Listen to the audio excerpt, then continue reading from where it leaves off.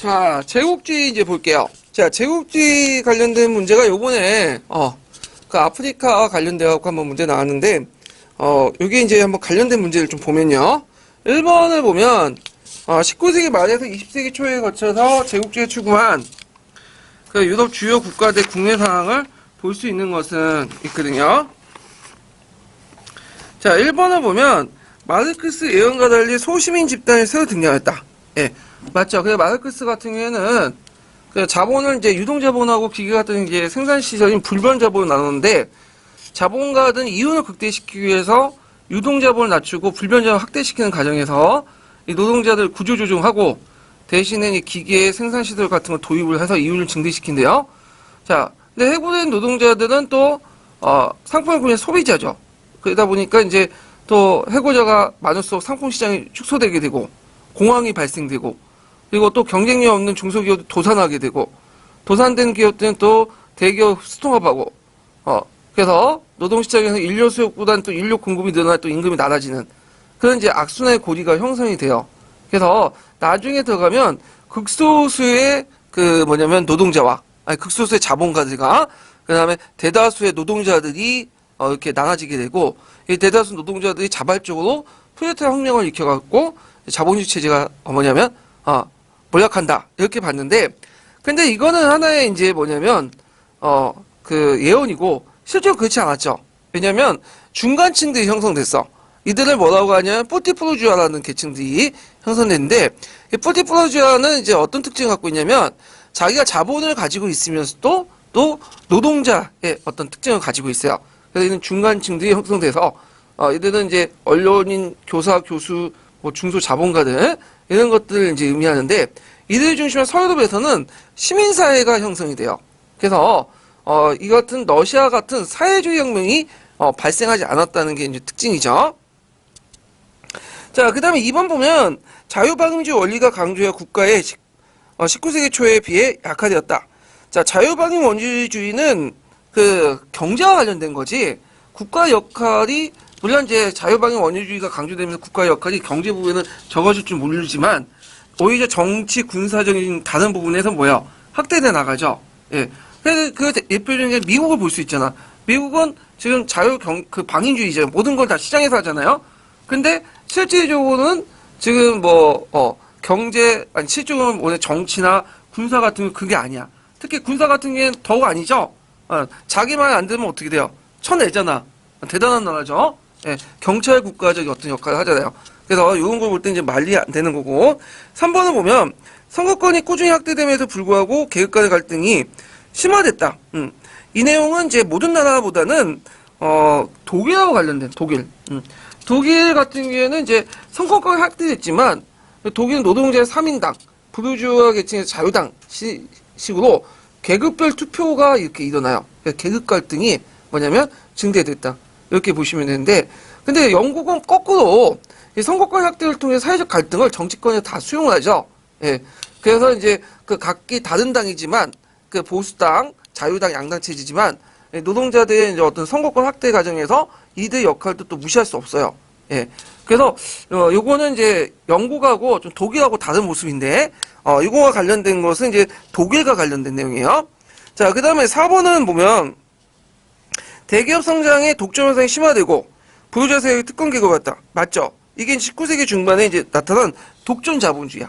예. 그래서 이런 것과 이제 연결시켜서 보시면 되고, 자, 그 다음에 뒤에 넘어가서 이제 2번을 보면 제국주의와 관련된 거야. 제국주의 발생 배경을 이제 약수하고 2번에 들어갈 것을 쓰시오. 자, 일단 2번에 들어갈 것은 다국적 기업이죠. 예.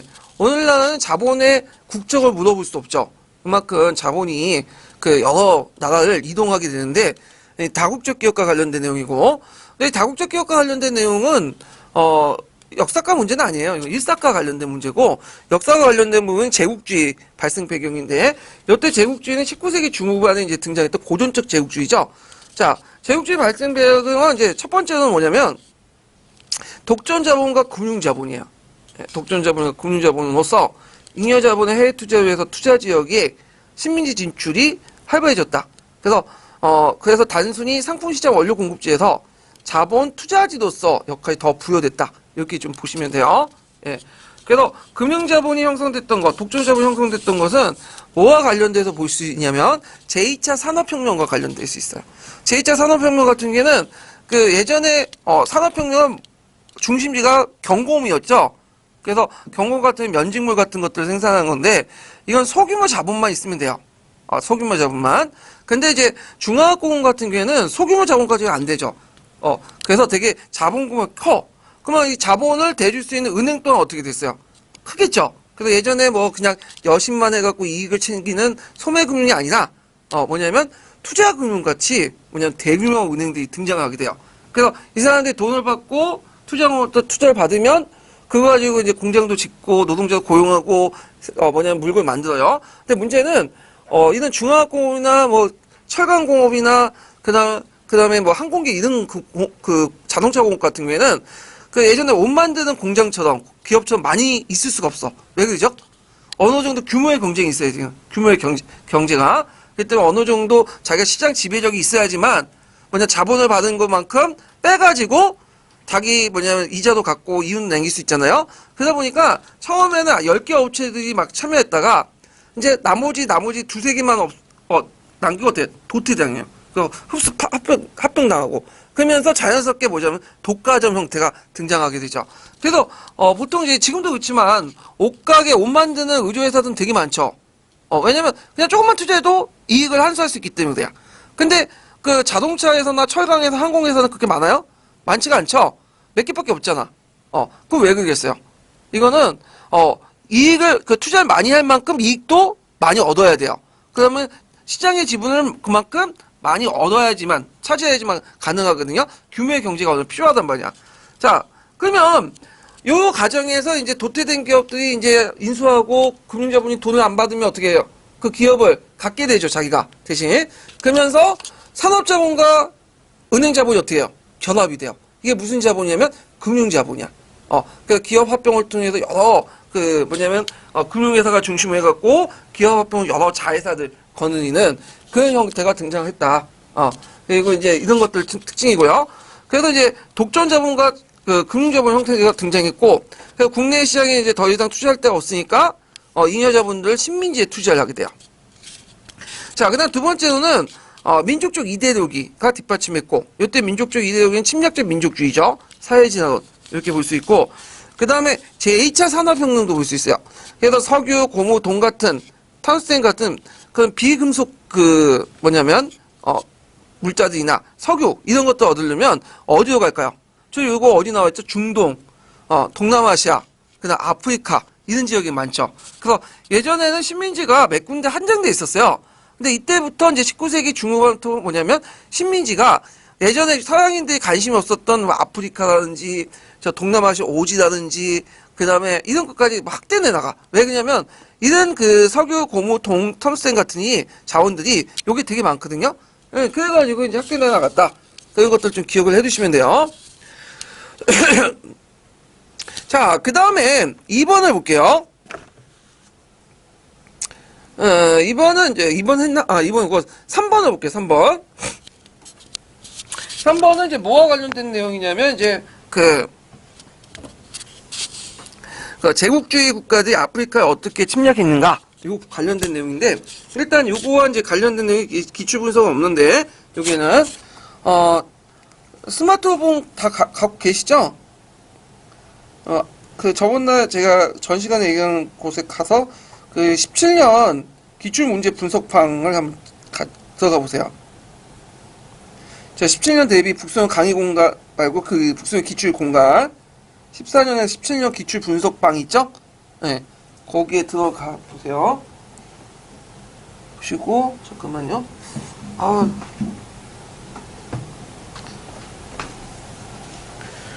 이렇게. 제가 가방을,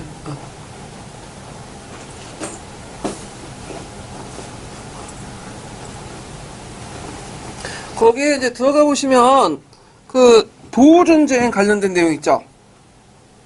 8번 문제.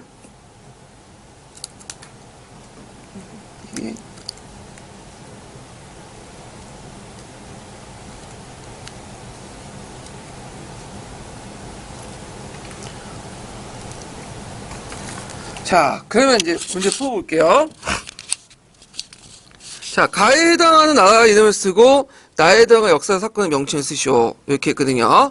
자, 여기 이제 그 보면 1899년 영국 식민지 해갖고 남아프리카 해가지고 통해서 이제 붉은색이 영국 식민지 같은데, 자, 이번 시간에는 제국주의 열강의 아프리카 분화가 그 결과를 살펴봅니다. 봅시다. 누가 먼저 얘기해 볼까요? 자, 1884년에 베르린에서 벨기에가 국제사회 승인을 받고 가를 관리하게 되었습니다. 자, 그래서 이제 이곳의 강산과 대농장에 일했던 원주민들이 비위생적인 환경과 열악한 노동 조건 때문에 수십만 명이 사망했다고 합니다. 자, 학생이는 1899년 지도에서 기획지역에 일어난 모두 사람이 죽었어요. 자, 영국은 살아남은 민간인들이 수용소에 감금하고 원주민들 또한 그 틈바구니에서 큰 피해를 입었다고 합니다. 자, 가는 이제 어디까지 벨기에에 차지했던 거? 콩고죠, 콩고.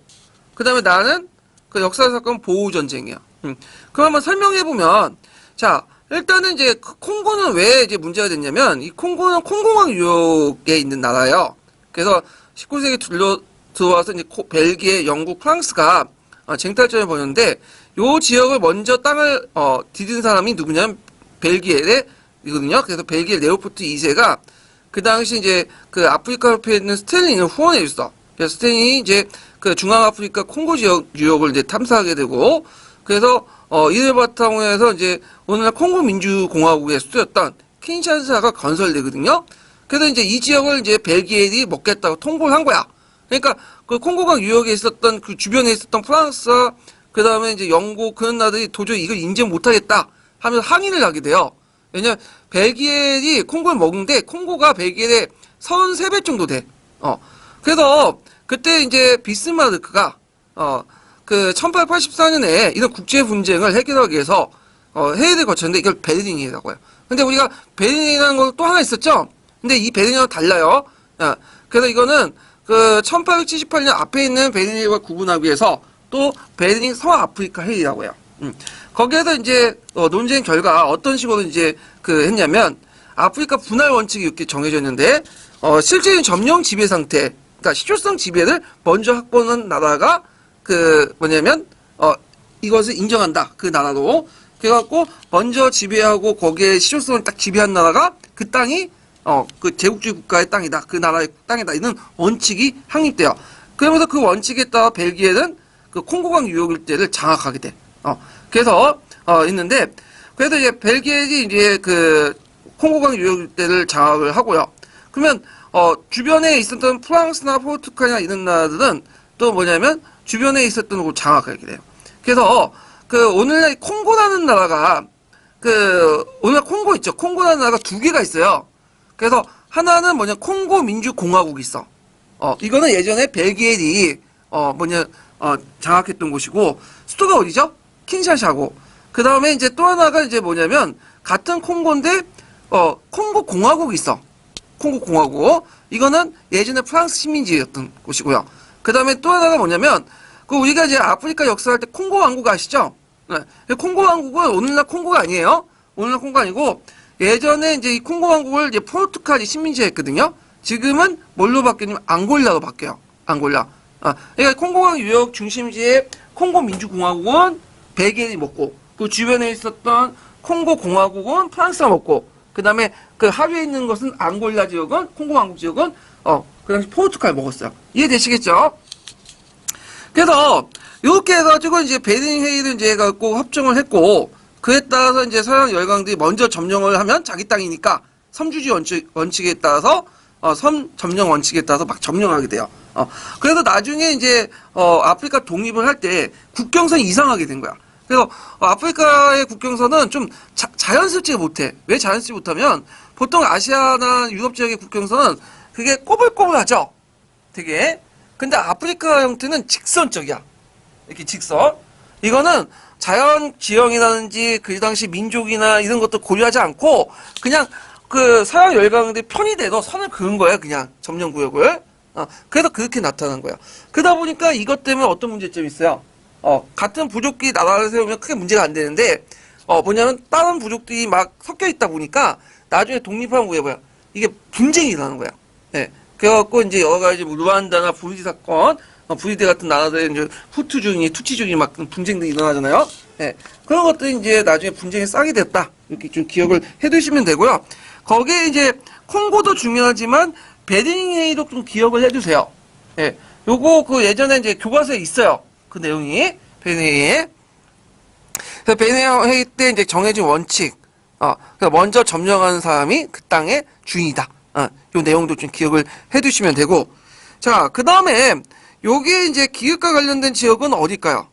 예. 아니, 기획 여기 그 보호 사건하고 이제 관련된 보호 전쟁은 왜 일어났냐면 원래 이제 그 남아프리카 지역은 영국의 식민지 이전에 누가 있었죠? 네덜란드. 그래서 네덜란드가 이제 그 장악하고 있었는데 이 네덜란드 후손을 뭐라고 하면 보호인이라고 했어요. 그래서 나중에 이제 영국이 그 뭐냐면 1815년에 여기를 또 식민지 삼았죠. 네덜란드 쫓아내버리고. 그래서 이때 이제 그 쫓겨난 보호인들이 내륙으로 들어가고 세운 나라가 뭐냐면 그 19세기 중반에 트랜스바르 공화국하고 오렌지 자유국이야. 그래서 이 트랜스바르 공화국과 오렌지 자유국은 크게 그 뭐냐 영국이 그렇게 건들지 않았어 처음에. 왜? 그냥 벌 볼 일 없는 땅이었거든. 근데 이런 그 농업 국가에 18세기 후반에 들어와서 금강이 발견된 거야. 다이아몬드하고. 그러니까 영국이 그걸 먹으려고 했죠. 그러면서 일어난 것이 보호전쟁이야. 그래서 제1차 보호전쟁과 제2차 보호전쟁 두 번의 그 뭐냐면 전쟁을 거쳐가지고 이 그 트랜스바르 공화국과 오렌지 자유국을 그 남아프리카 연방으로 편입을 시켰어요. 예. 그래갖고 이제 영국력으로 이게 식민지 편입하고 그래서 이제 케이프 식민지 나달 두 개 나라를 합쳐가지고 오늘 남아프리카 연방공화국이 이제 형성이 된 거죠. 그래서 보호 전쟁 좀 기억을 해두시면 될 것 같아요. 예. 자, 그래서 있고 그 다음에 뒤에 넘어가서 4번을 볼게요. 4번. 자, 다음은 어떤 영국 정치가 연설문 중의 일부다. 그에 나타난 영국의 대외정책의 경제적 배경을 두 가지 쓰시오. 이렇게 있거든요. 자, 여기 보면 이제, 인도가 없다면, 디즈레이가 수에즈 운하 주식을 사들이지 않았을 것이고, 수에즈 운하가 없었다면 우리 지금 이집트에 있지도 않을 것이다. 여기 있는데, 영국 같은 경우에는 이제 해가 지지 않은 국가를 만들었지만, 제일 중요한 식민지가 있었어. 요 식민지가 어딜까요? 인도야, 인도. 인도는 영국의 상품 시장이었고, 자본 투자지였고, 그 다음 원료 공급지면서, 그 다음 영국의 육군 병력을 대부분 인도에서 착출했거든요. 그래서 인도가 잃으면 그 영국의 어떤 식민지국 무너져. 그래서 영국의 대외정책은 인도에 맞춰져 있어요.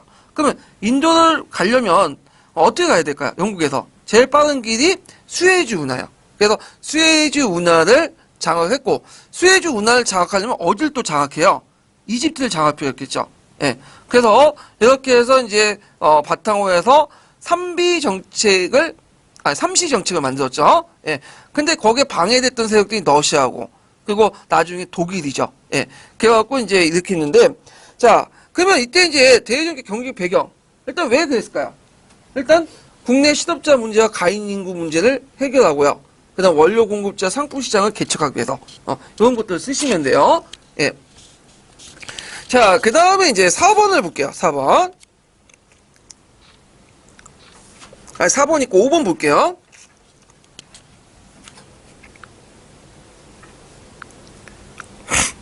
자, 기획의 전개 과정에서 영국과 프랑스가 취한 그 통상정책의 차이점을 쓰고 나해 협상의 외교의 의의를 두 가지 쓰시오. 이렇게 했는데 자, 요거는 간은 뭐냐면 제국주의 정책을 바라보는 관점에 홉스하고 그 당시 내닝이 제국주의 정책을 이제 바랐는데 홉스와 내닝은 이제 19세기 말에 고전적 제국주의를 이론화시킨 사람이에요.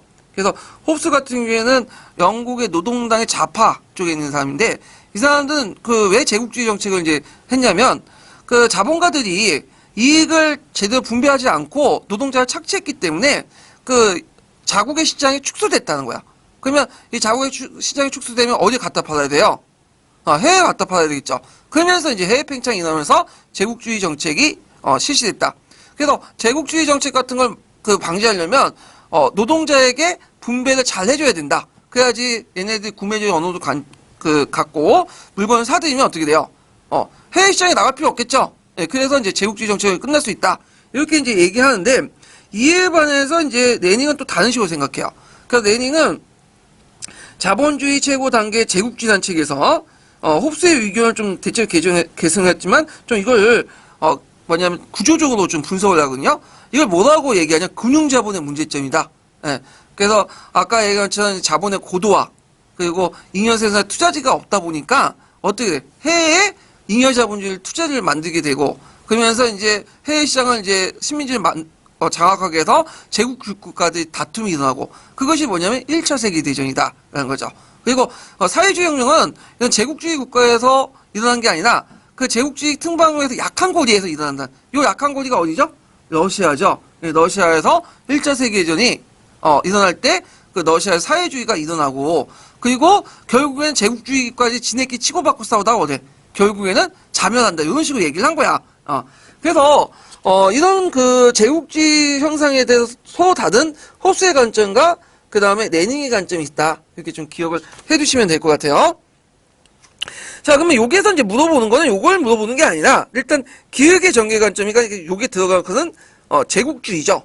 네, 제국주의. 그래서 제국주의 시대 때 영국과 프랑스가 취한 통상정책 차이를 쓰시오. 자, 프랑스는 보호관세 정책을 했어요. 보호무역주의. 예. 근데 영국 같은 자유무역주의를 계속 유지했다.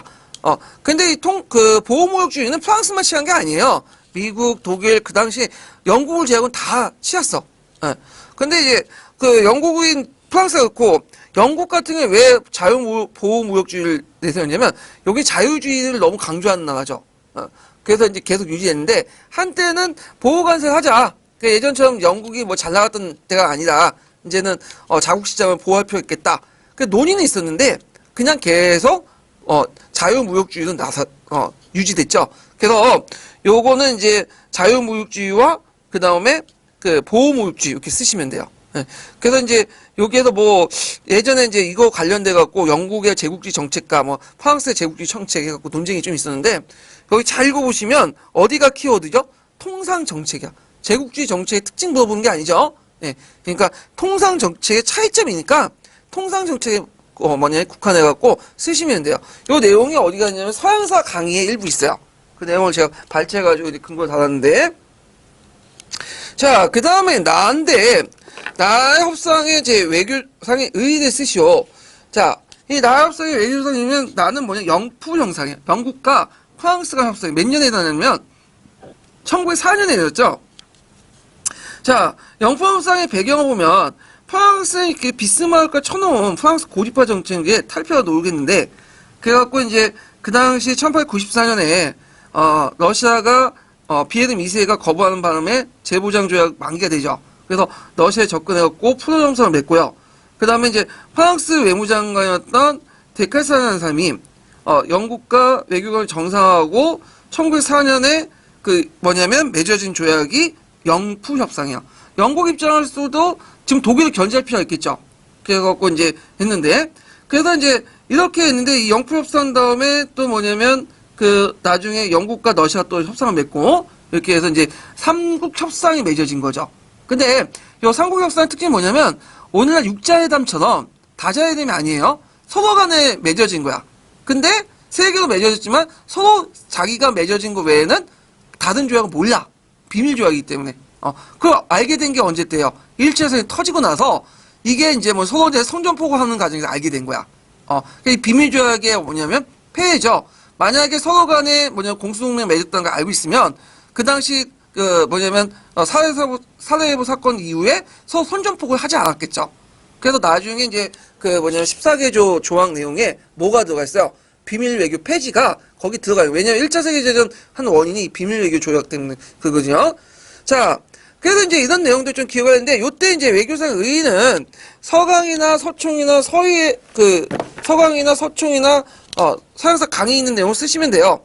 독일의 팽창 정책에 대해서 영국과 프랑스 간의 공동 보조 체제가 형성이 됐고, 그 다음에 이제 프랑스의 외교적 고립을 탈피했고, 상호 간의 종주에 소유하고 있던 식민지를 서로 인정해줬다. 그래갖고 이제, 이런 내용들로 구성되는데, 그 영포 협상의 제일 중요한 배경이 뭐예요? 독일의 팽창 정책을 막기 위한 거다. 이렇게 이제 보시면 돼요. 이건 뭐 삼국 협상의 전반적인 특징도 그렇고 근데 자, 그래갖고 있고 그 다음에 뒤에 넘어가서 러시아 혁명을 보죠.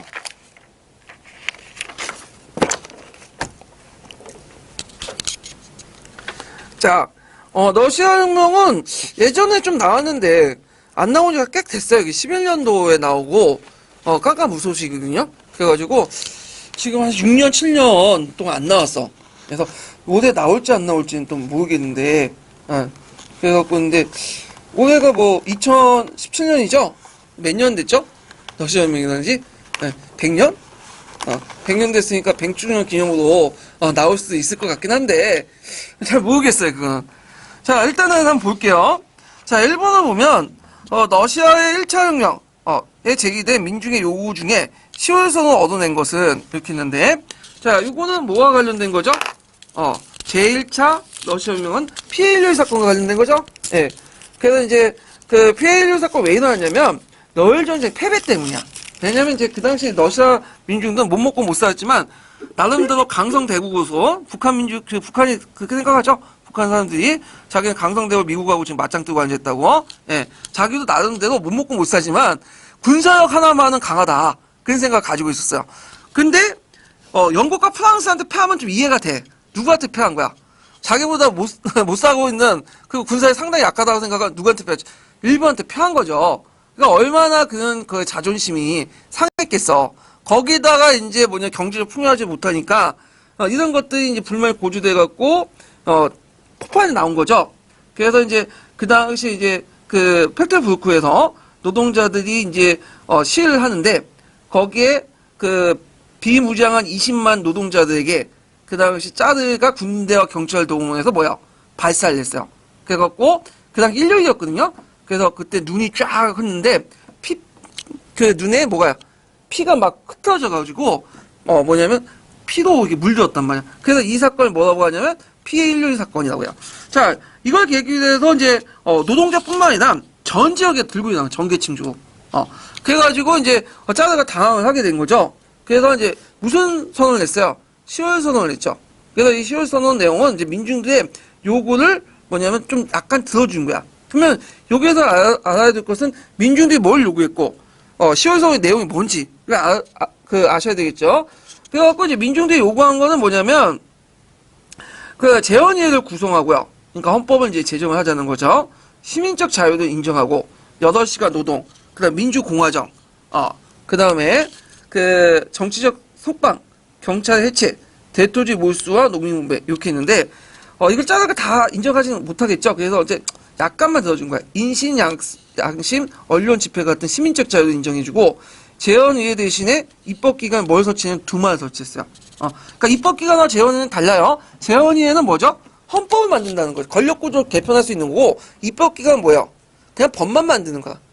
그래서 좀 약간 다른 거고 그래서 이제 이 10월 칙령의 내용 좀 기억을 해두시는 데인데 그래갖고 이때 이제 10월 칙령이 공포되고 나서 그게 이제 짜드 체제에 저항했던 각계각층 분열이 일어나요.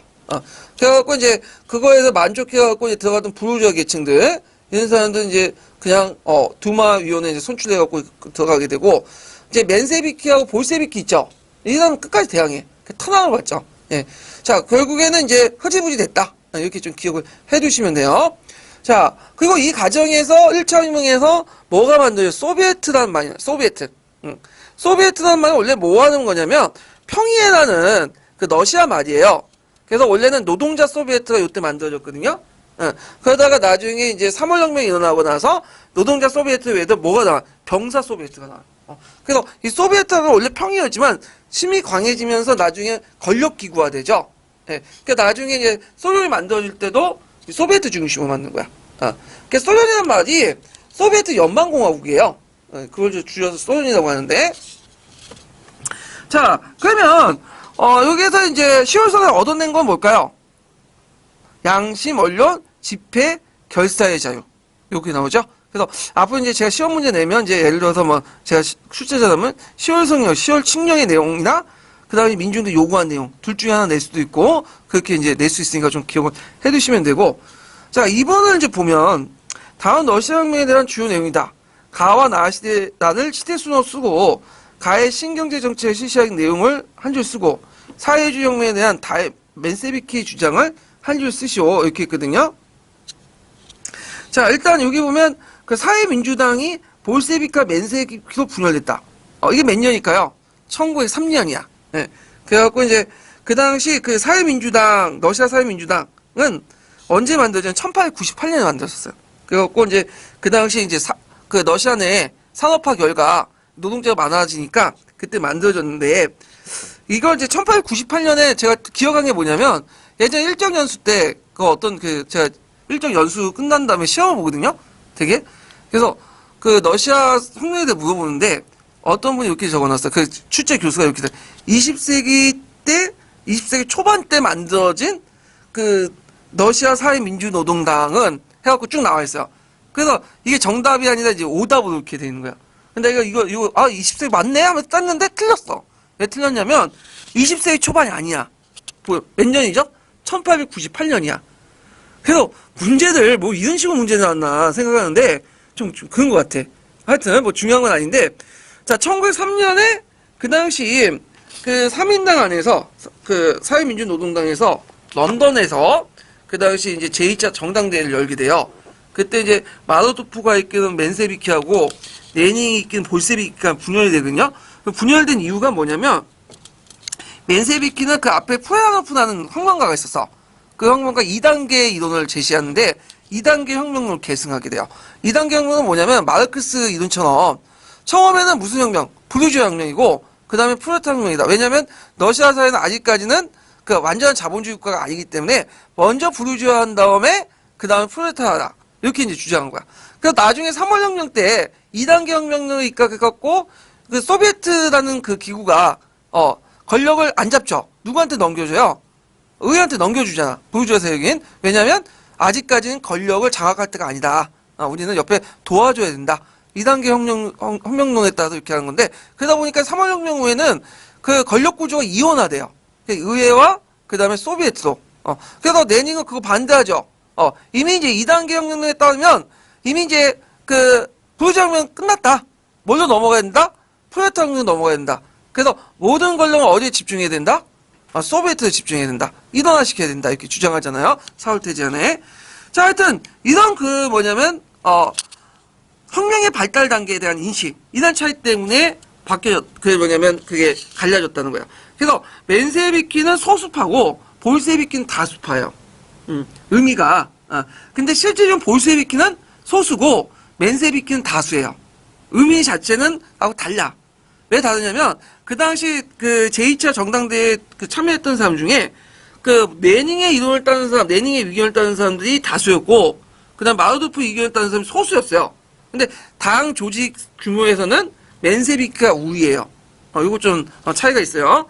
자, 그 다음에 그 외에도 이 사람들은 또 뭐냐면 혁명 방법도 좀 달라요.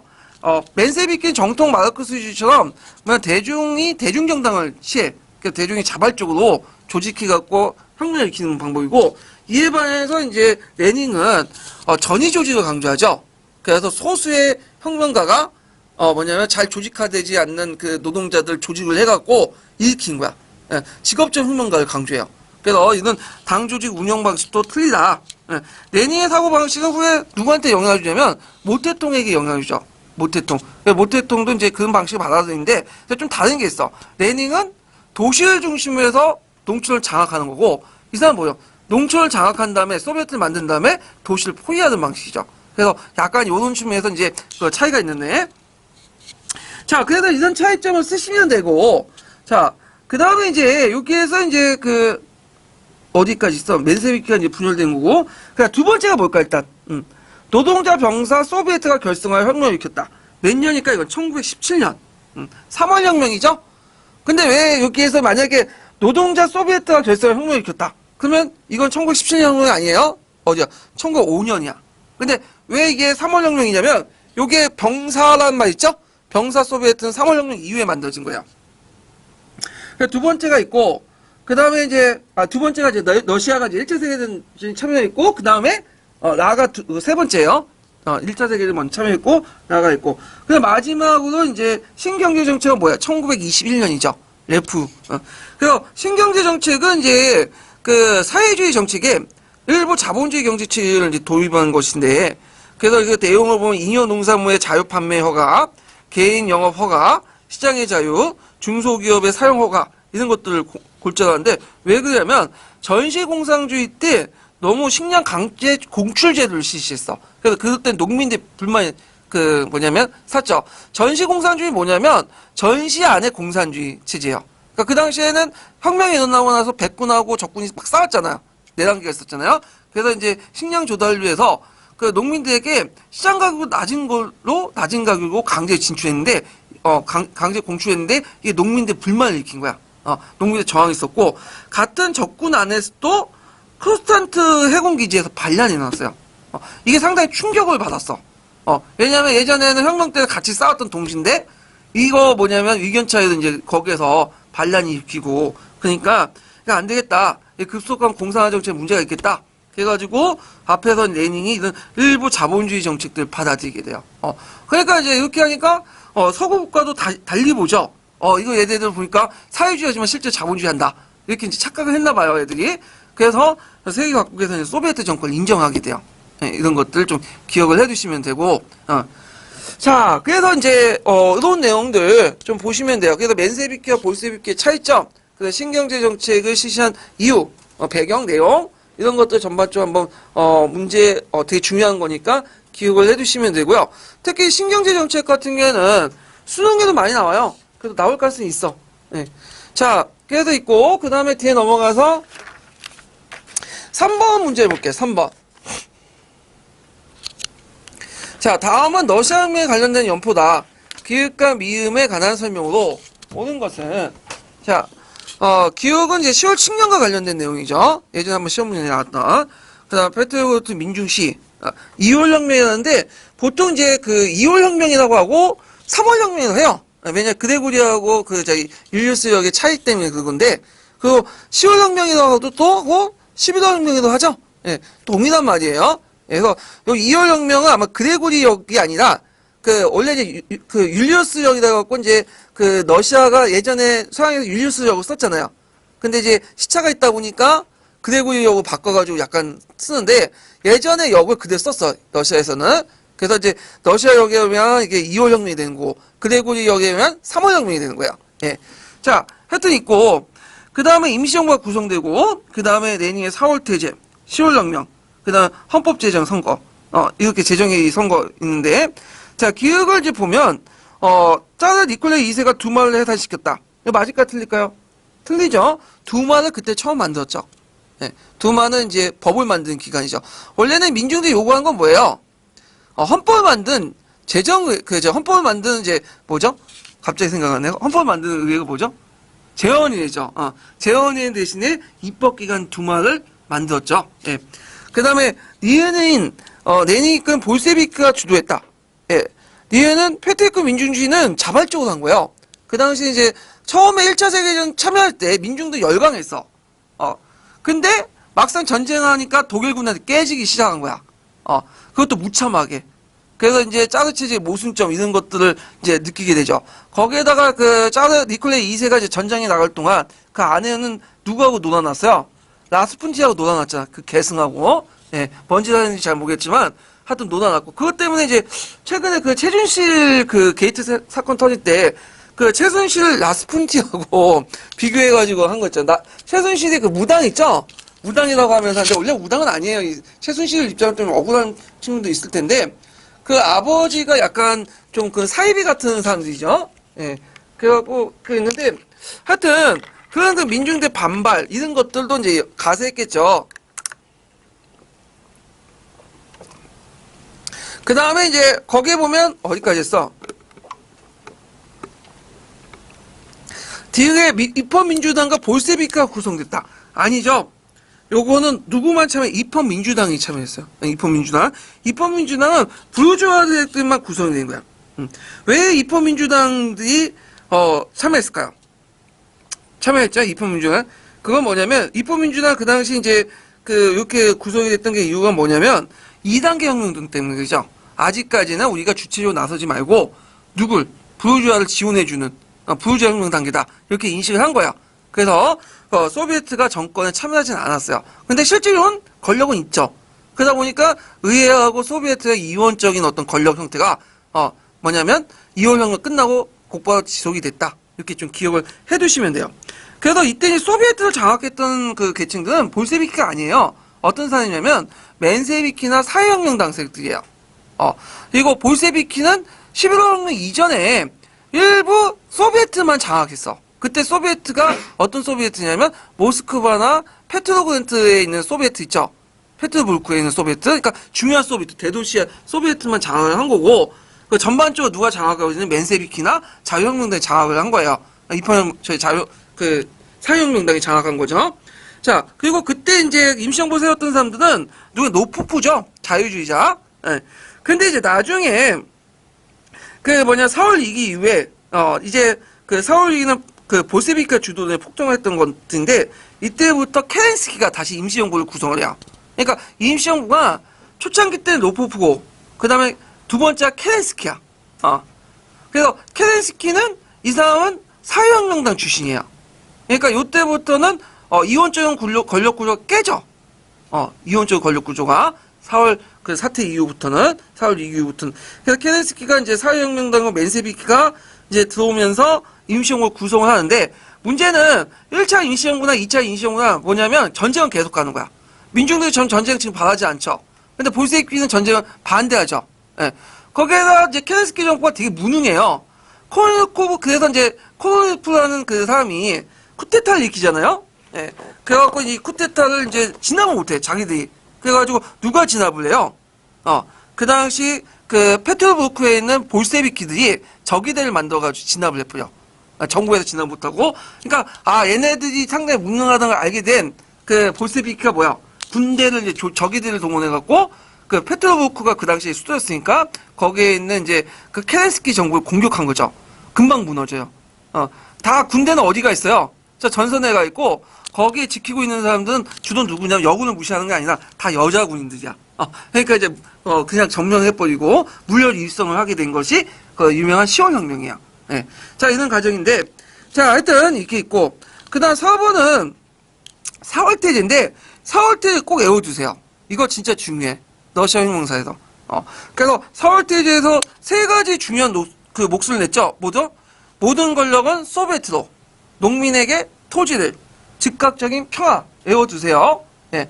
그래서 이원화된 권력 구조를 타파해서 소비에트로 가자. 그 내용이고. 그 다음에 농민들에게 토지를. 근데 여기에서 주의할 거는 토지도 하는데 농민들에게 소유권을 주자는 게 아니에요.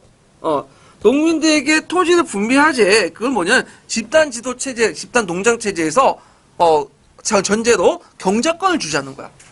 근데 농민들 그 당시 요구한 거 뭐죠? 토지 소유권이죠. 그래서 근데 구체적으로 안 적어놨어 거기에는. 그러니까 구호는 캐치프레이는 농민에게 토지를 하니까 농민들 어떻게 생각한 거야? 이 뒷부분이 없죠? 이거는 소유권이다 생각했는데 그 뒷부분이 중요해. 거기 4월태제 뭐냐면 집단 농장을 만들어가지고 농민들에게 토지를 분배하는데 그때 토지 분배는 경작권을 분배하는 거야. 그리고 나중에는 집단화 시켜버린 거죠. 예.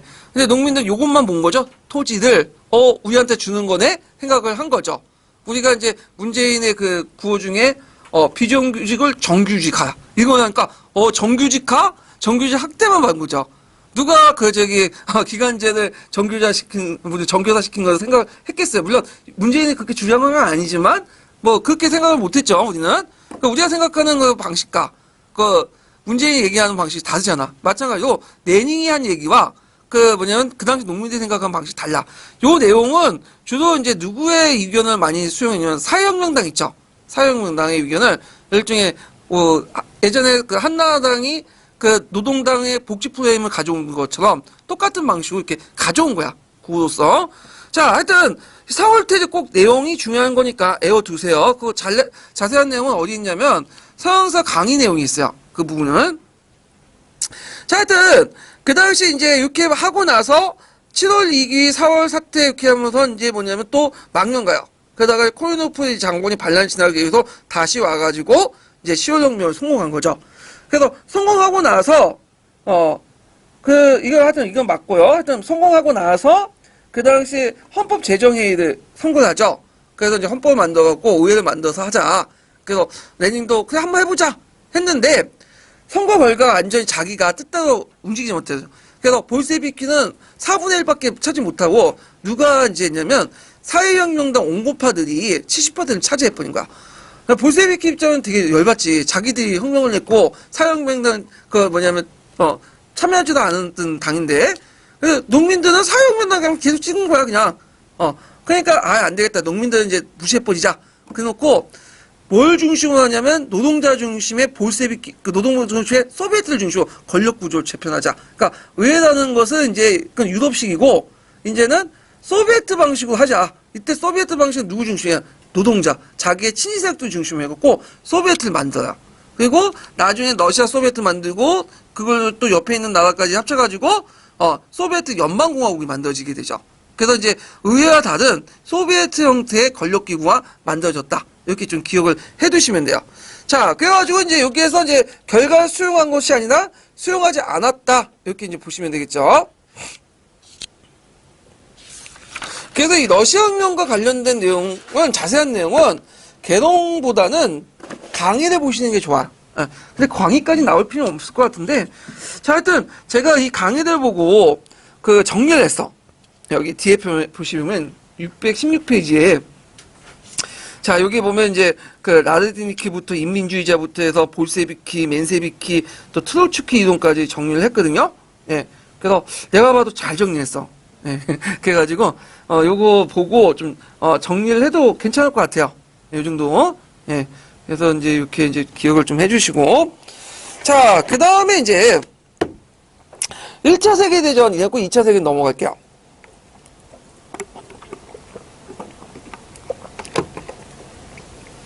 자, 1차 세계 결과 영향에 대해 바르게 설명한 것은 이렇게 있는데, 요걸 이제 1차 세계대전에서 2차 세계는 중간 사이를 이제 몇 년에, 1919년에서 1939년 사이를 뭐라고 하냐면, 정간기라고 해요.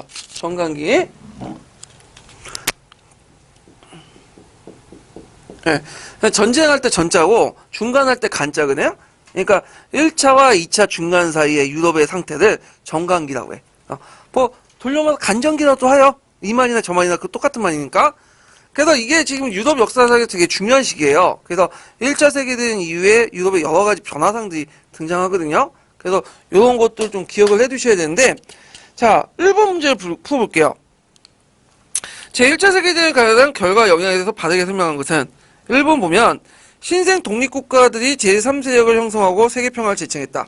요거는 1차 세계대전 이유가 아니라 어디에 해당하죠? 제3세력 등장은 2차 세계대전 이유죠. 3세력은 뭐야? 1세력은 미국을 따는 사람들, 2세력은 소련을 따는 사람들, 3세력은 독자적인 것들이죠. 그래서 이 독자적인 3세력을 주도했던 나라가 이제 중국이나 인도 이런 나라들이죠. 자, 그 다음에 자본주의 중심권이 대서양에서 미국으로 이동했다. 요거는 맞죠. 그래갖고 그 당시에 금융의 중심지가 어디에서 어디로 옮겨요? 런던에서 뉴욕으로 옮기게 됐죠. 런던, 뉴욕. 그리고 그 당시 미국은 이제 1차 세계대전 전에는 채무국이었는데 이때는 채권국으로 바뀌죠. 자, 그 다음에 3번을 보면 영국에서 19세기 자유방임 정책이 수정되었다. 자, 영국에서 19세기 자유방임 정책이 이제 수정됐다 이렇게 돼 있는데 요거는 1차 세계 결과가 아니라 뭐예요 이거는? 대공황의 결과예요. 그러니까 대공황의 전반적인 대공황이 몇 년에 일어났어요? 1929년에 일어났잖아요. 공황이 왜 일어난 거죠? 일단 공황은 대공황만 생각하는데 자본주의에서 어쩔 수 없이 일어난 게 공황이에요. 왜냐하면 예전에 말한 것처럼 이제 자본가들은 어떻게 생산 시설이라든지 기계를 받아들여가지고 자본 가정을 자동화시키잖아요. 그 과정에서 노동자가 어떻게 해요? 많이 잘리죠. 그러면 자연스럽게 시장이 어떻게 구매력이 축소되죠. 그러면 물건 못 팔죠. 그러다 보면 이제 어떻게 돼요? 기업들이 망하게 돼. 폭삭 망하게. 그러다 다시 경기가 올라가고. 근데 공황이 곳곳에 있었는데 중간중간에 이 대공황이 너무 심한 거야.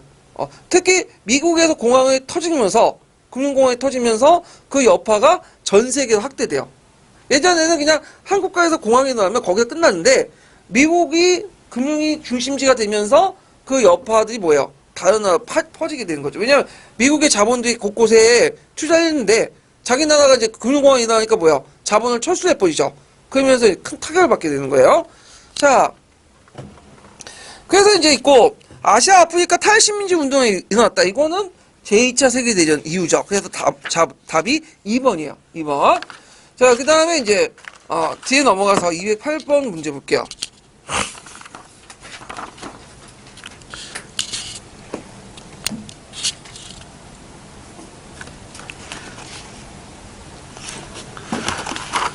이번 문제 보면, 자, 제1차 세계대전에 관한 다음의 자료를 읽고 물음에 답하시오.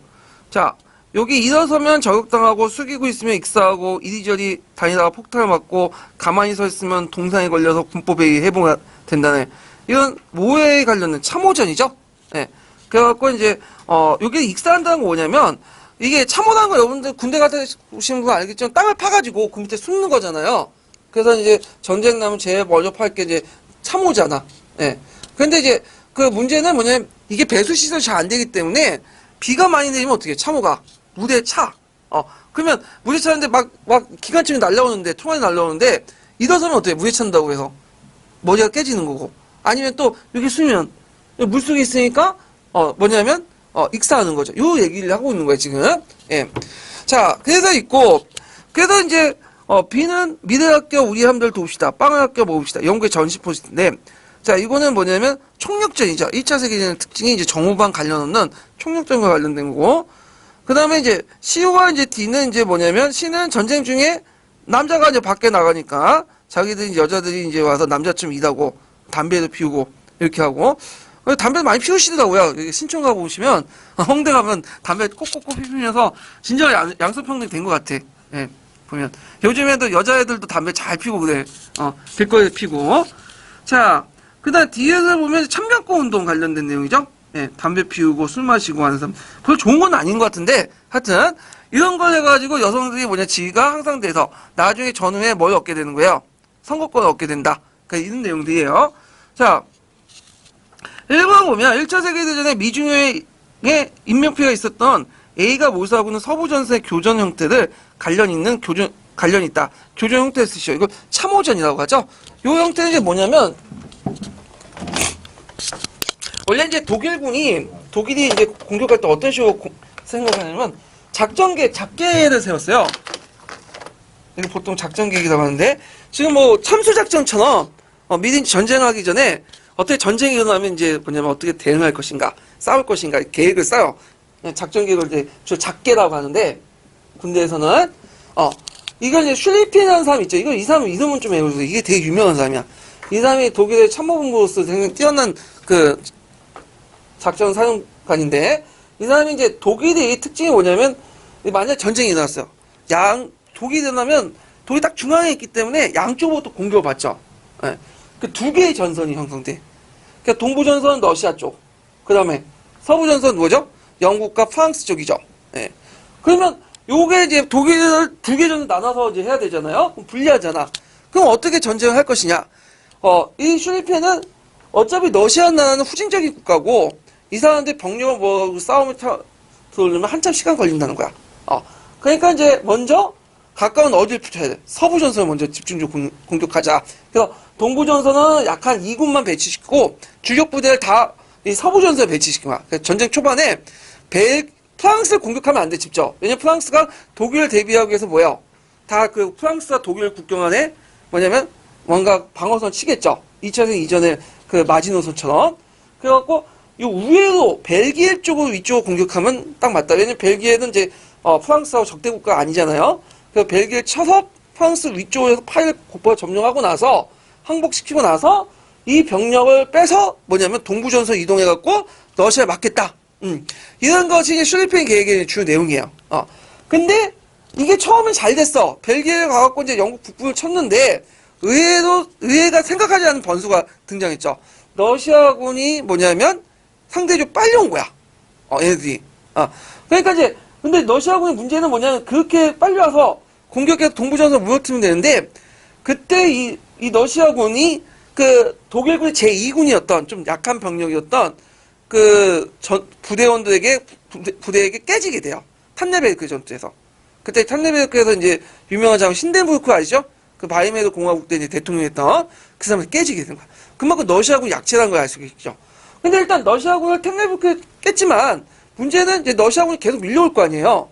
그러면 안 되겠다 해갖고 서부전선의 주력 부대 중에 일부를 빼와가지고 어디야 동부전선에 이동을 시킨 거야. 그만큼 서부전선은 뭐죠? 약해진 거죠. 그러니까 이 약해진 틈 타서 영국과 프랑스군이 뭐냐 참호전을 파고 마른 전투나 솜 전투나 이런 걸 통해서 뭐는 독일군 격파시킨 거죠. 그래서 이제 장기화 시키면 돼요. 이 전쟁이 참호전의 특징이 뭐냐면 이 양쪽에서 이제 참호를 파요. 참호를 파면 여기 중간에 토치카드 있어. 기관총 있죠? 그 다음에 여기 뭐 대포, 박대포도 같이 있고. 그러면 이제 이 사람이 이제 공격해오잖아. 그러면 여기 기관총 토치카에서 막 기관총이 막 달달달 해. 막 폭탄 터지고. 여기에서 막 죽어. 그러면 상대적으로 여기 했다면 또 와서 공격해오죠. 그럼 여기서 토치카에서 막 기관총을 뽑고 대량 학살시키죠. 그러면서 서로 왔다 갔다 하면서 뭐냐면 그때 20대 젊은이들이 많이 죽었어요. 100만 명, 2만 명 이렇게 죽은 핵전쟁으로 이렇게 죽은 게 아니라 근데 되게 무식하게 싸운 거지. 이런 방식으로. 그래갖고 이게 이런 식으로 장기를 질질 끌게 되는데 이걸 이제 돌파하는 무기가 등장했죠. 그 유명한 뭐냐면 탱크죠. 탱크. 이 탱크는 영국에서 처음 만들었는데 왜 탱크냐면 이걸 이제 탱크를 숨기고자 그 당시 이제 이걸 뭐라고 했냐면 그 우리가 물탱크 있잖아요. 그 물탱크라고 이제 속이면서 했기 때문에 탱크가 나온 거야. 초창기 탱크는 좀 약간 조잡했는데 이게 상당히 의미가 있는 게 뭐냐면 이제 영화 보시면 탱크가 쭈쭈 가잖아요. 그러면 탱크 밑으로 탱크를 이게 방패에서만 누가 같이 와요. 보병이 이렇게 오죠. 탱크가 뭘 막아주는 거야? 기관총 총알세를 다 막아주는 거야. 그래서 영국군이 탱크를 내려가지고 요 토치카를 격파하고 이제 진격을 하게 된 거죠. 예. 그래서 1차 세계대전 이후에는 참호전이 없어지게 돼. 참호전이.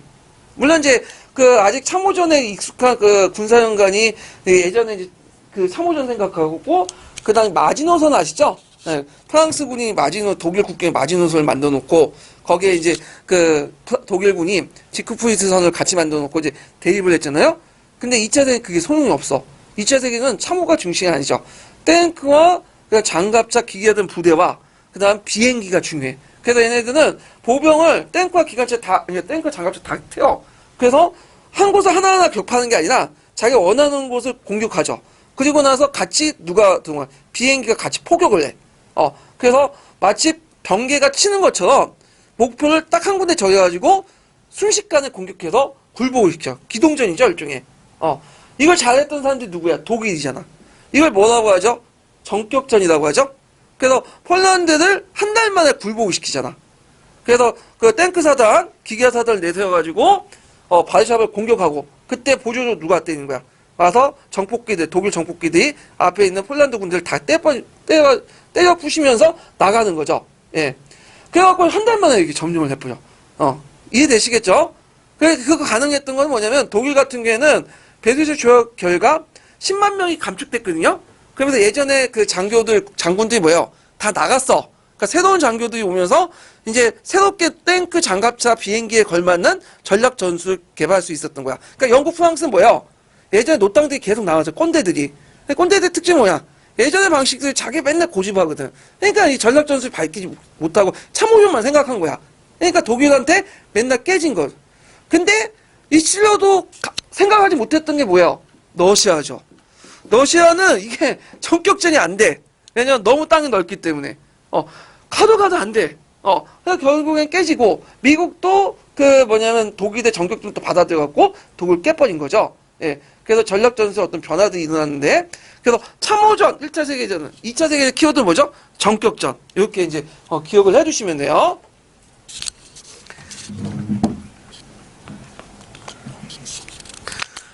자, 그러면, 시와 디귿 장구에서 여성과 관련된 전후에 나타난 정치 사회적 문화를 두 가지 쓰시오. 자, 여성의 적극적 사회 참여가 이루어지고요.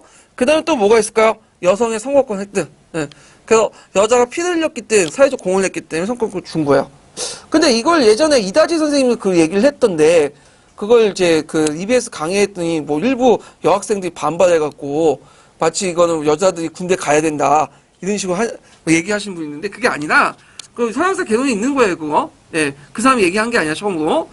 자, 그 다음에 이제 전선의, 이거 2번 문제 안 풀어봤는데, 자, 전선의 교착 상태 타격에서 시도한 독일의 작전 B의 상황을 촉발시켰다. 독일의 작전명이 뭘까요? B는 뭐냐면, 그 당시 이제 독일이, 무제한 잠수함, 작전을 하죠. 예. 이 무제한 잠수함 작전이 뭐냐면, 원래 이 독일은 이제 함대에 키우려고 했는데, 이게 아무리 키워도 영국보다 못해요. 그래서 유틀란드 해전 이후에는, 이게 독일이 밖으로 못 나가는 거야, 발트해 쪽으로. 그러니까 이제 뭐냐면, 독일은 그 과정에서 독일 식민지 다 잃게 돼요. 그 바닷길 차단돼가지고. 근데 다른 연합군들은 뭐야? 식민지로부터 식량을 조달받잖아요? 그러니까 안 되겠다 해가지고, 그 당시 유보트를 이용해가지고, 뭐냐면, 그 상대국 정선을 공격하죠. 근데 나중에 중립국 선박까지 공격하게 돼요. 그리고 여객선까지 공격하고. 그래서 그 당시 영국의 누시타니오라고 있어. 누시타니오. 그래서 누시타니오가 그 당시 이제 가고 있었는데, 그 당시 독일군의 공격을 받게 돼요. 침몰하는데, 문제는 누시타니오가 안에 누가 있었어요? 그 당시. 미국인이 있었어. 그래가지고 이제 미국이 자동으로 개입을 하게 되는 거야. 그러면서 전쟁이 어떻게 역전되기 시작하죠. 그래서 이런 내용들 좀 기억을 해두시면 되고. 자, 그다음 뒤에 넘어가서 이제 3번 문제 볼게요.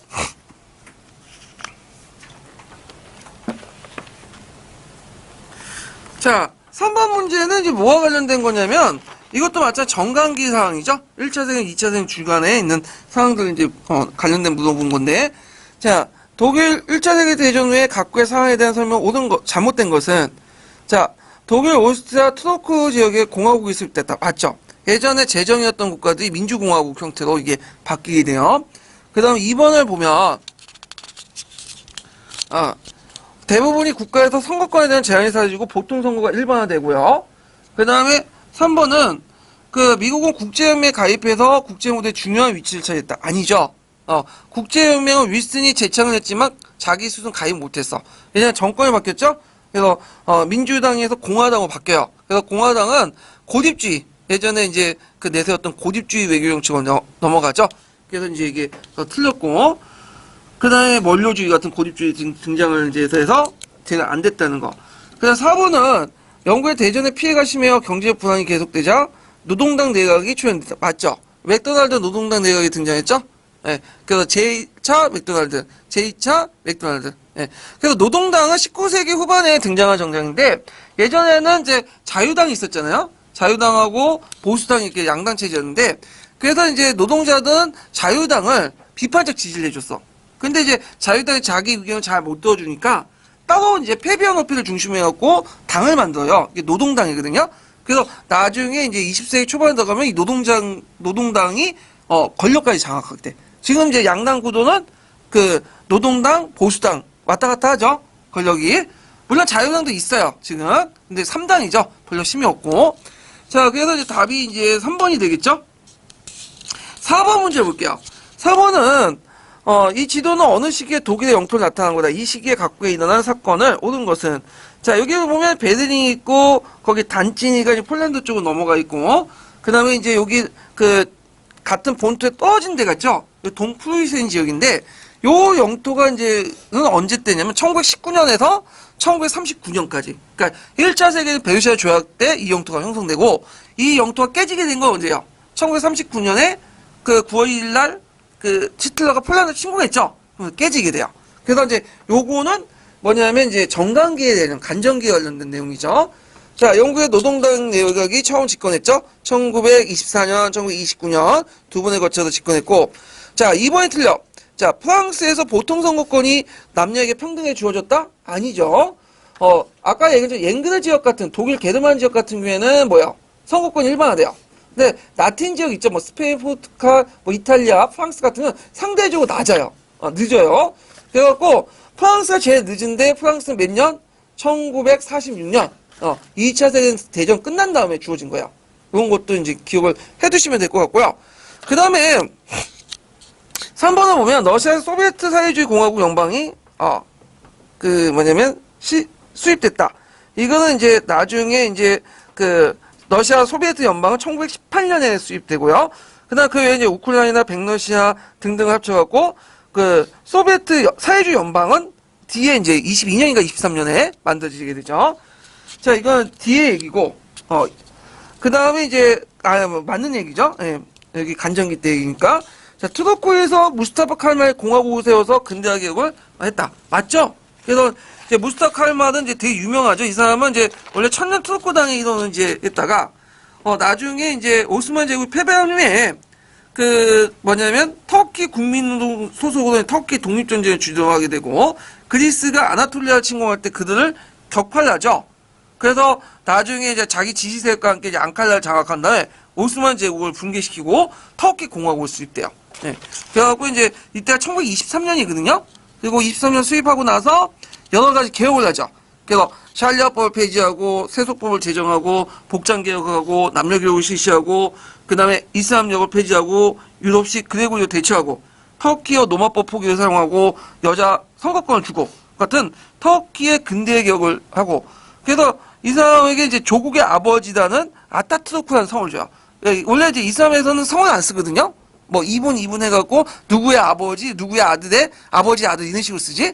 자 그래갖고 이제 했는데 이게 1923년 때예요. 그래서 이거 좀 기억을 해두시면 되고 아마 무스타파 칼말 개혁 관련된 내용도 한번 나올 수가 있으니까 석에 있는 내용 정도만 외워두시면 될 것 같아요. 교과서나. 자, 그 다음에 이제 5번을 보면 자 이탈리아에서 로마 진군을 통해서 무솔리니 이끄는 파시스당이 권력을 장악했다. 맞죠? 예. 그래갖고 이제 요때 이탈리아 같은 경우에는 승전국이었지만 승전국 대우를 받지 못한다고 생각했어. 그래서 미해복 수복 지역까지는 좋지만 더 원했죠. 그러니까 어디까지 원했냐면 달마티아의 지역가 지금 유고 지금 이제 유고 연방 소속인데 거기 지역과 끝에 있는 피우메 지역을 원했어요. 예. 그래갖고 이제 했던 그 다음에 1차 세계가 끝난 다음에 여러 가지 경제 불황 그런 것들이 이제 구구 세력들이 어떤 확산을 불러일으켰고 결국에는 무솔리니 정권을 장악하게 되죠. 그래서 로마의 진군이라는 걸 통해서 퍼포먼스를 통해서 뭐냐면 권력을 장악하는데 이게 구테타인지 반란인지 모호해. 왜냐면 무솔리니 로마의 진군을 할 때 경찰이나 군대가 그냥 보고만 있었거든. 그리고 그때 이제 또 이탈리아 국왕 엠마누엘 이사는 또 한영회의까지 열었어요. 한영대회까지. 그러니까 이제 집권한 거야 이런 식으로. 이게 몇 년이냐면 1922년이에요. 참고로 이 사람은 이제 뭐냐면 대공황 이전에 집권했어요. 대공황 이후에 집권했어요. 대공황 이전에 집권했죠? 1922년. 거꾸로 히틀러는 대공황 이후에 집권했어. 이게 1933년이야. 거기다 플러스 11년 더하면 돼요. 1933년 이렇게 이제 보시면 되겠죠. 자, 이것도 이제 간전기에 있었던 거죠. 그래서 답이 맞고요. 그래서 이제 2번이 오답이죠. 1946년. 그래서 프랑스는 좀 상대적으로 낮다. 그래서 앵그르 지역은 좀 빠른데 게르만 지역은 빠른데 좀 이렇게 라틴 지역은 좀 늦었다. 이렇게 좀 보시면 돼요. 서양사 총론에 나와 있어요. 그 지역별로 여자들 선거권 준 거를 이렇게 표시를 했고요. 자, 그 다음에 이제 미국 근현대사 넘어갈게요. 미국 근현대사. 지금 최근에 이제 독일사도 많이 나오는데 독일사 안 나오면 좀 이제 미국사도 나오긴 하거든요. 그래서 요번에 최근 나온 게 이제 문호개방정책 같은 것도 있죠. 2년 전에. 자, 그러면 이제 한번 보면 다음 글에 있고 문호에 답하시오. 자, 요거는 이제 지휘과 관련된 문제를 같이 낸 거예요. 수에즈 운하를 내갖고. 수에즈 운하는 누가 만들었죠? 프랑스인 네세스가 만들었다가 원래 영국과 프랑스가 55대 이렇게 50대 55 이렇게 하다가 나중에 프랑스가 지분을 넘겼죠. 예. 그래서 이제 수에즈 운하가 완전히 영국권 넘어가고 그 과정에 이집트가 보호용으로 떨어졌잖아요. 자, 그리고 파나마 운하도 네세스가 만들었다가 미국한테 넘어간 거야. 근데 이제 파나마 운하를 만들 때 어떤 이제 사정이 있었냐면 원래 이 파나마 지역은 지금 파나마 공화국 있죠. 원래는 파나마 지역이 파나마가 독립된 지역이 아니라 콜롬비아에 소속된 국가였어요. 지역이었는데 콜롬비아하고 협상을 했어. 미국이. 근데 미국이 협상했는데 콜롬비아가 파나마 운항 건설 반대했어요. 그러니까 미국이 이제 머리를 좀 써가지고 파나마 지역의 토호들을 부추긴 거죠. 너네도 독립운동해라. 그럼 내가 자본을 대주겠다. 자금을. 그래갖고 독립을 시켰어. 그래서 이 독립 파나마와 그 다음 미국이 협정을 맺었어요. 그래서 운하를 개설권 얻고 미국이 그리고 운하를 만든 다음에 운하의 양쪽에 2km 있죠. 2km 지역을 조차지로 만들었어. 미국한테 주겠다. 몇 년 동안? 99년 동안. 그 당시 99년이라면 거의 반영구적이라는 의미예요. 그래갖고 한동안 이게 한담 1990년대까지 미국이 운영이 됐어요. 이 지역을 장악해갖고 파나마 운하를. 그래서 나중에 파나마한테 이제 넘겨주게 된 거죠. 이 파나마 운하가 상당히 중요한 게 뭐냐면 이게 미국의 동부 지역과 서부 지역을 철도로 연결되지만 철도보다는 이제 배로 연결하는 게 편하죠. 배로 연결될 수 있는 지역이에요. 그래서 만약에 이 파나마 운하가 없이 그냥 배로 이렇게 운반하려면 동부에서 쭉 밑으로 들어가서 어디까지 내려가야 돼요? 자, 아르헨티나 남단까지 들어가서 다시 올라와야 돼요. 그러니까 물류 비용이 뭘까요? 더 들어가는 거예요. 네. 그러니까 경제적으로 상당히 중요한 지역이다. 자, 이런 것들 좀 기억을 해두면 되는데 요거 지금 나온 게 아니라 지금 지휘과 문제니까. 자, 여기에서 중요한 것은 그 당시 이제 19세기 초에 결정의 대외정책 기조를 둘 수 있다. 이러한 정책 기조를 합리화한 것은 어느 선언인가? 멀로 선언이죠. 네. 멀로 선언은 여러분들 알다시피 이제 뭐냐면 이 당시 1823년에 미국 대통령 5대 대통령 멀로가 공포된 건데 요때 이제 매트니가 주도한 사국 동맹이 또 그 당시 재정복 복귀 정책을 내놓고 뭐냐면 난민 운동을 탄압을 하려고 했고 그 다음에 또 누가 알래스카 지역을 러시아가 먹었죠. 나중에 이제 미국이 샀지만 그 위기 상황에서 이제 멀로 선언을 공포했죠. 그래갖고 이 멀로 선언 내용에는 뭐냐면 미국은 이제 유럽 국가가 아니라 아메리카 국가고 아메리카 문제는 간섭하지 마라. 대신 미국도 유럽 문제에 간섭하지 않겠다. 그래서 일종의 고립주의예요. 그래서 미국이라는 나라가 유럽 국가가 아니라 아메리카 대륙한 걸 정체성을 확립한 나라인데 이 멀로주의가 좋게는 이제 난민 운동을 지원한 거 의미처럼 보이지만 이거는 뭐냐면 난민은 내 땅이니까 내 근거지니까 건드리지 말라는 거야. 그래서 나중에 이게 20세기 들어가면서 멀로주의 재판이 뭐냐면 일종의 남미를 미국이 장악하게 한 어떤 통치 이념을 사용하게 된 거죠. 이게 해석을 하면. 자, 하여튼, 그런 위각해서 파나마 지역도 콜롬비아 지역도 자신의 이해관계니까 건드리지 말라는 거죠. 그리고 자기가 쿠데타를 일으켜갖고 파나마 세력들 독립을 지원함으로써 자기가 이득을 챙기는 거죠. 그래서 남미 지역에서 반미 정서가 되게 강한 게 다 이유가 있어요. 겉으로는 막 미국, 남미 위한다고 하지만, 실제로 자기의 이해관계에 따라 막 쿠데타를 일으키고 국가 정복시키고 막 그랬거든요. 그러다 보니까 이제 말이 많은 거야. 그래서 남미에서 이제 몇몇 정권에서는 뭐예요? 사회주의 정권 등장하고 반미 주장한 애들이 권력 잡고 그러잖아요. 그런 정서를 이용해가지고 그 다음에 나중에 쿠바 지역에서는 뭐냐면 카스트 혁명도 일어나고 네, 그런 거와 연결돼 있다. 그래서 나중에 케네디 대통령이 좀 유화 정책으로 남미에 이제 많은 돈을 또 투자하고 그리고 우리는 더 이상 제국주의 정책 안 하겠다. 뭐 이렇게 하는데 자, 그래도 이 멀로 선언 기억을 해두세요. 자, 그 다음에 2번을 보면 자, 1920년대 후반에 세계 경제공황에 대한 각국의 대응 정책을 옳지 않은 것은 자, 여기 29년 후반이면 29년에 일어난 경제 대공황이죠. 그래서 이제 미국의 뉴딜 정책도 있고 그 다음에 영국과 프랑스 같은 게 분류 경제를 했죠.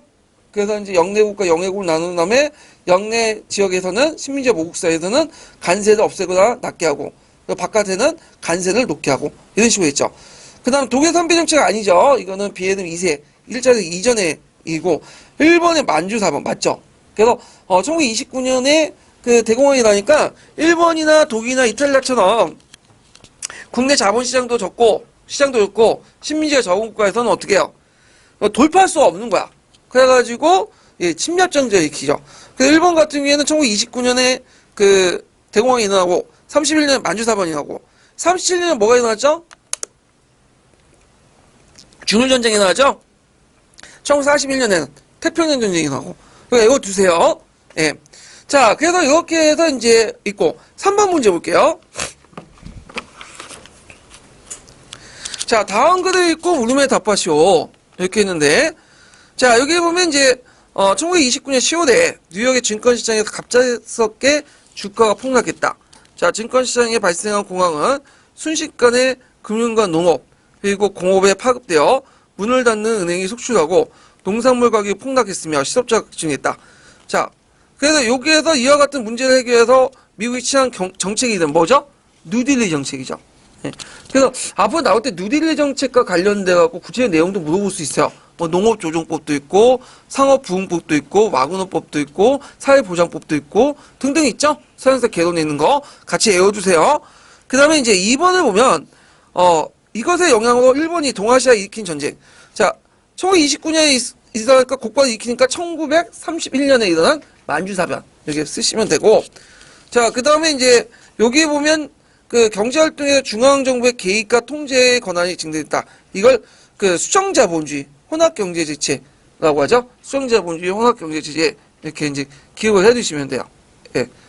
자, 근데 이거는 이제 통합사회 관련된 문제이기 때문에 요거는 이 부분과 관련돼 갖고는 그 뭐냐면 경제 부분하고 관련돼 있어요. 요거는요.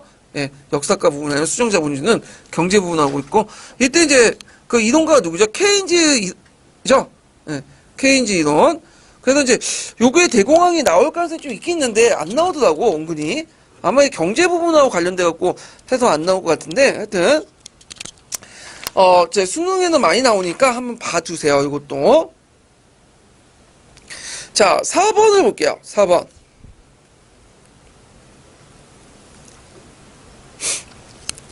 자, 4번은 이제 뭐가 관련된 내용은 미국 대통령의 정책과 관련된 내용인데, 자, 가는 봉쇄 정책을 통해서 공산주의 세력에 위협받고 있는 나라들에게 경제 원조와 그 다음에 군사 원조를 약속하고 그리스를 지원하여 공산주의자 반란을 진압시켰으며 터키에도 원조를 제공했다.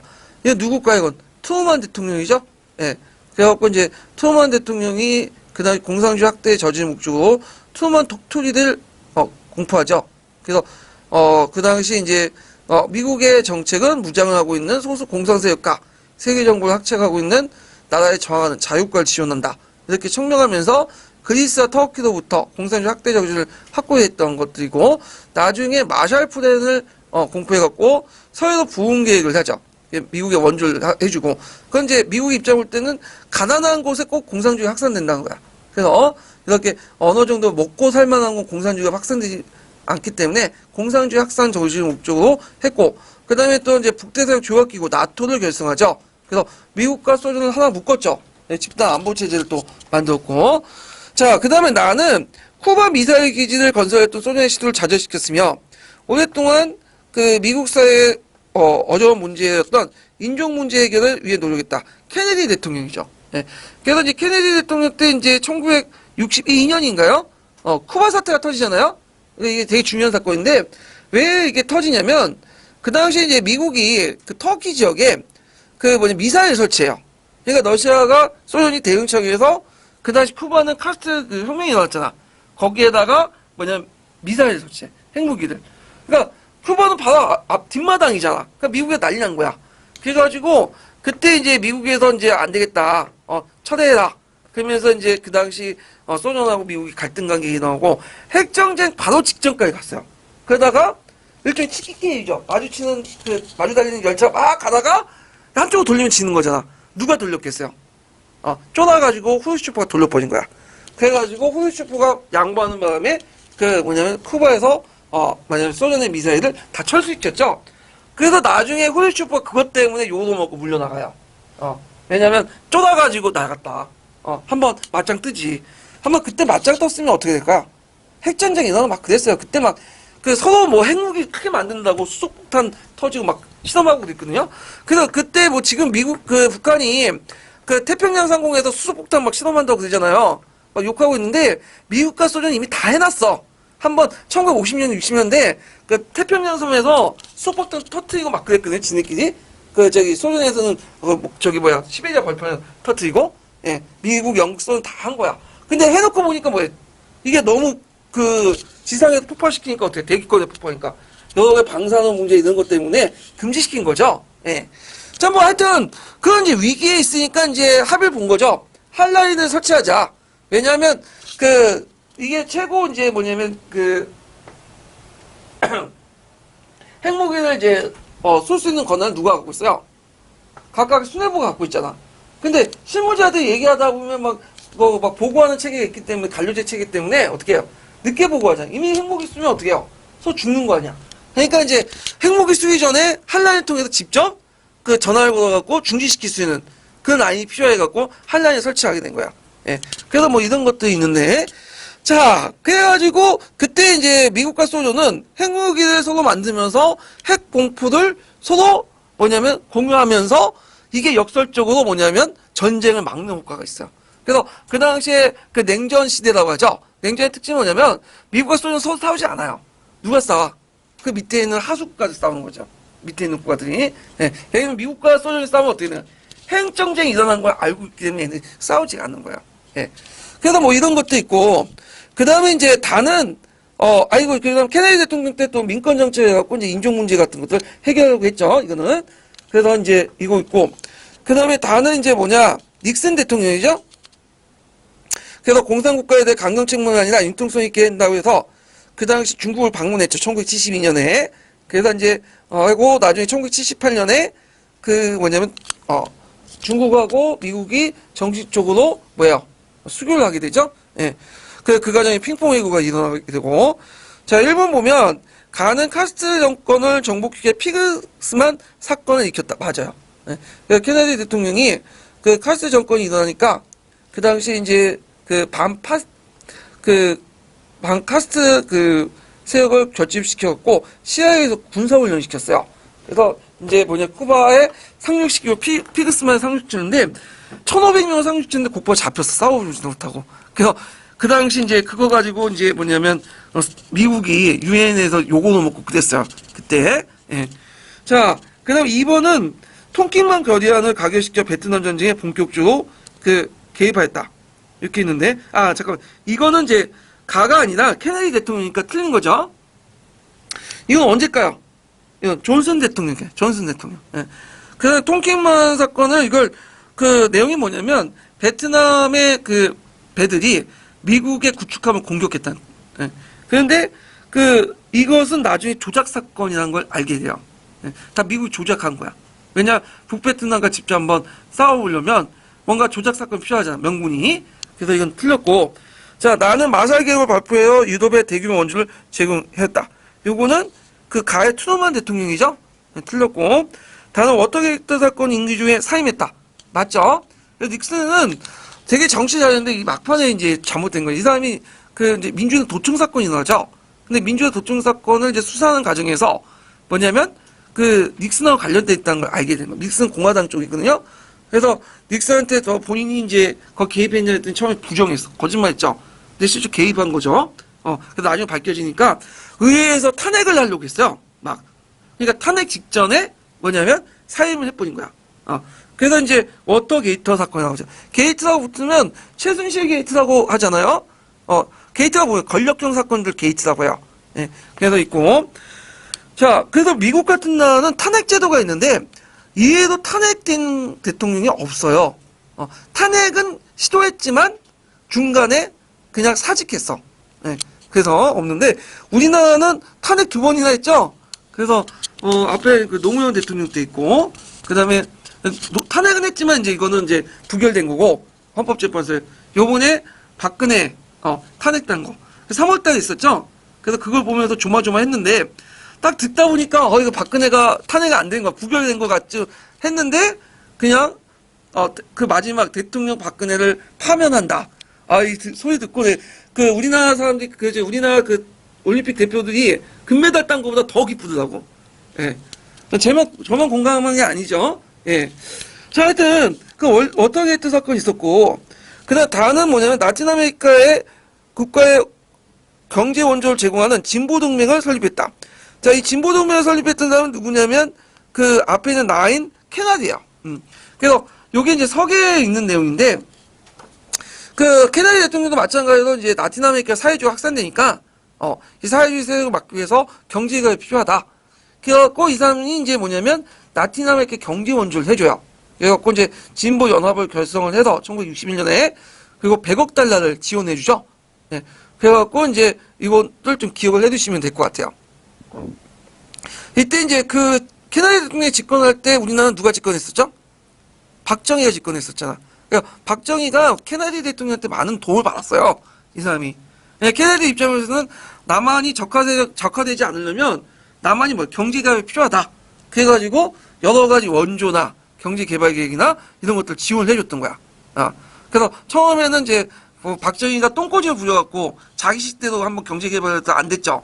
근데 이제 케네디의 충고를 받아가지고 경제개발을 해가지고 나는데 이제 성공하게 된 건데, 근데 이제 이거에 대해서 이제 뭐냐면 그 백년 전쟁에서 그렇게 얘기하는데 그것 때문에 나중에 뭐 그 박근혜가 소송 걸고 그래요 막. 박정희가 추진한 경제개발 왜곡시켰다 뭐 이렇게 해가지고. 자, 일단 이렇게 있고요. 자, 그 다음에 이제 뒤에 넘어가고 5번 문제 볼게요. 5번 문제는 좀 쉬었다 할까요?